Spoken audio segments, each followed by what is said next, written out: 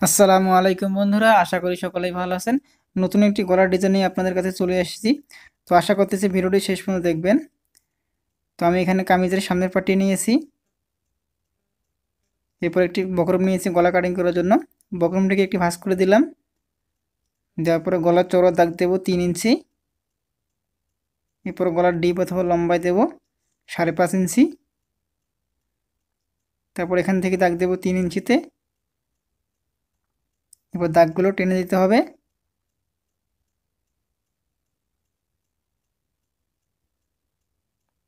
তারপর এখান থেকে ধরে হালকা একটু বাঁকা করে দেবেন এভাবে। তারপর এই দাগ বরাবর কেটে দিতে হবে।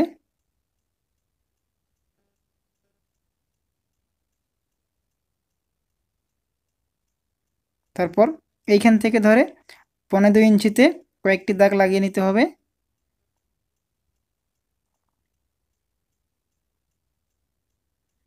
এরপর দাগগুলো টেনে দিতে হবে।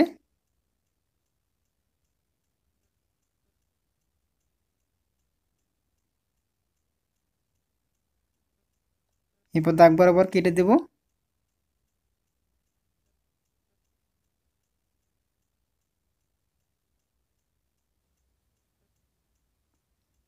তারপর এখান থেকে চিকন করে বক্রম রেখে কেটে নিতে হবে। তো গলাটা দেখতে ঠিক এরকম দেখাবে। তারপর এগুলোকে আয়রন করে কাপড়ের মাঝে বসিয়ে নিতে হবে। তো দেখুন আমি আয়রন করে নিয়েছি। এই গলার এক্সট্রা কাপড়গুলো সেলাই করে দেব।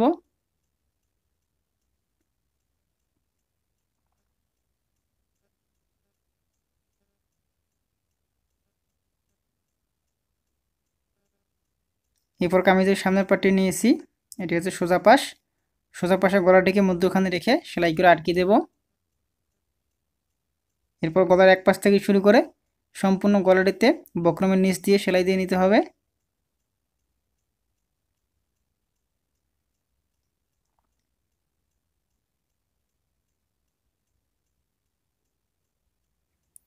তারপর গলার কাপড়টি ভালো করে কেটে দেব।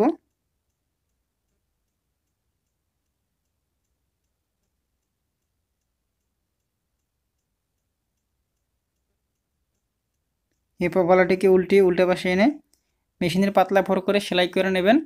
এরপর গলাটিকে তুরপাই করে মেশিন সেলাইটি খুলে ফেলতে হবে।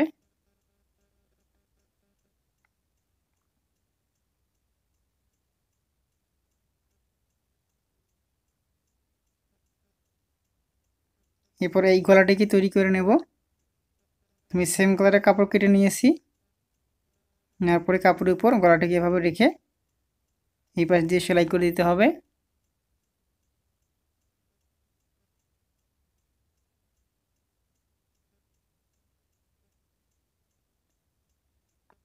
কাপড়টুকু কেটে দেব।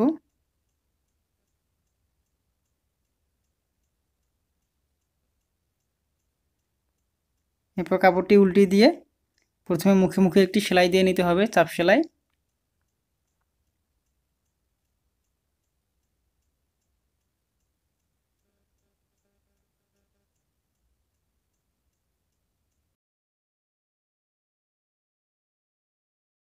তারপর এদিকে ঘড়ি দিয়ে এই যে বক্রম দেখতেছেন, এই বক্রম বরাবর কাছাকাছি সেলাই করে নিতে হবে।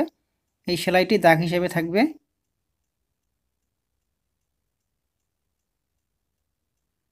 এরপর সেলাই থেকে 1/2 ইঞ্চি কাপড় বেশি রেখে অতিরিক্ত কাপড়গুলো কেটে ফেলতে হবে।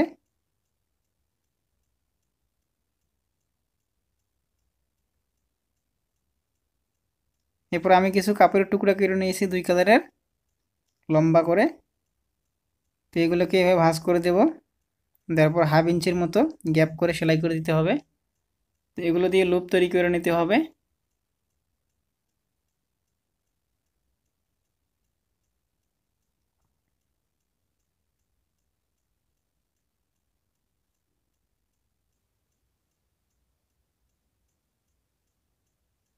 তো দেখুন আমি সেলাই করে নিলাম।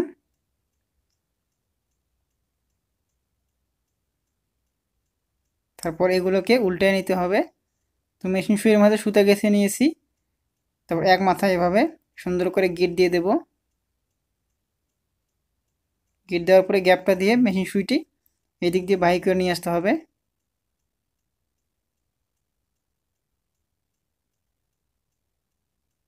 এরপর টেনে টেনে লুপটিকে উল্টিয়ে নেব।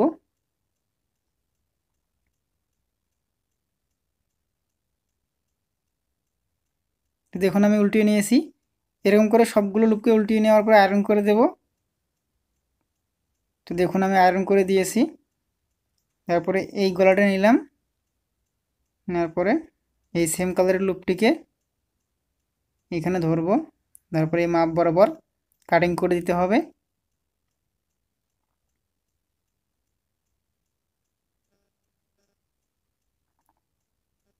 এরপর এই পাশ থেকে এই লুপগুলোকে সুন্দর করে এভাবে মিলাবো, যেখান থেকে বক্রম আছে ঠিক সেখান থেকে।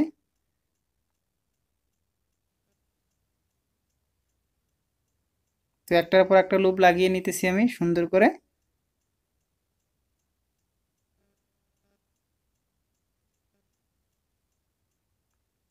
এরপরে মাথা দিয়ে সেলাই করে আটকিয়ে দেব।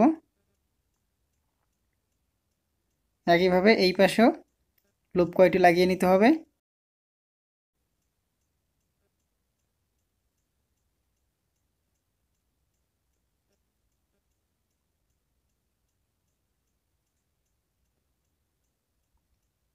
তো সেলাই করে দিলাম, দেওয়ার পরে এই পাশে এসে লুপগুলোকে সোজা সোজা করে করে সেলাই করে আটকে দিতে হবে।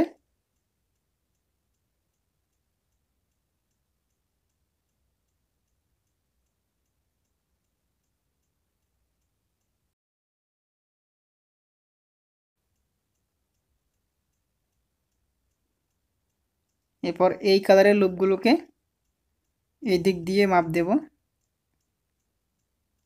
এইভাবে কেটে নিতে হবে।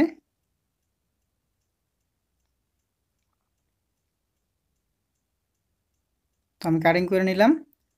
তারপর একটি লুপ নিলাম, নেওয়ার পরে এই লুপগুলোর একটার উপর দিয়ে একটার নিচ দিয়ে একটার উপর দিয়ে একটার নিচ দিয়ে এভাবে গেঁথে নিতে হবে। তো আমি একটি লুপ গেঁথে নিলাম, তারপর আরেকটি লুপ নেব, তারপর এটির উপর নিচ করে করে গেঁথে নিতে হবে।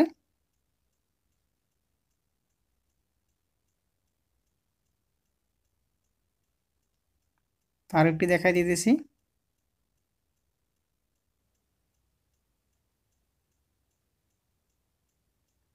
তো এইভাবে এই পাশের গ্যাপটিকে লুপগুলো গেঁথে নিয়ে পূরণ করে দিতে হবে। তো দেখুন আমি এক পাশে কমপ্লিট করে নিলাম। তারপর এখানে সেলাই করে আটকিয়ে দেই। এরপর এই দিক দিয়ে লুপগুলোকে টেনে টেনে সোজা করে করে সেলাই করে দিতে হবে। এরপর এই অংশটিতে আবার এই একটি লুপ নিলাম, তারপরে একটার উপর দিয়ে একটা নিচ দিয়ে এভাবে গেঁথে নিতে হবে। এরপর এখানে সেম উপর নিচ করে করে গেঁথে দেব।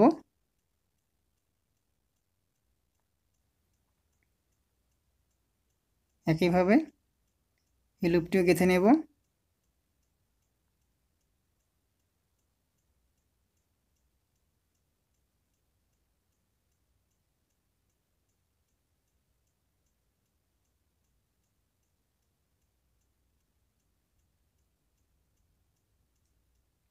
তো এই পাশে গ্যাপটিতেও লুপগুলোকে সম্পূর্ণরূপে গেঁথে নেবেন।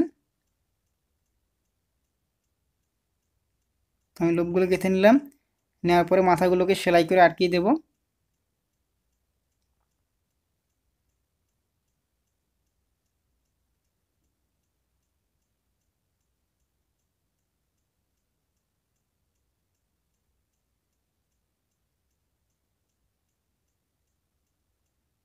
এরপর এর মাঝে কামিজের গলাটি যে বানিয়েছিলাম সেই গলাটাকে সুন্দর করে মিল করে ধরবো বক্রম বরাবর।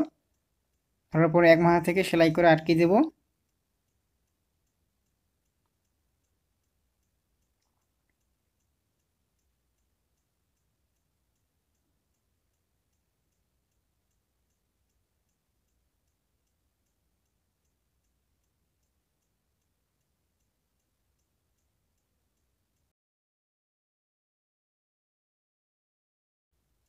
তো আমার সেলাই করা কমপ্লিট হয়ে গেছে।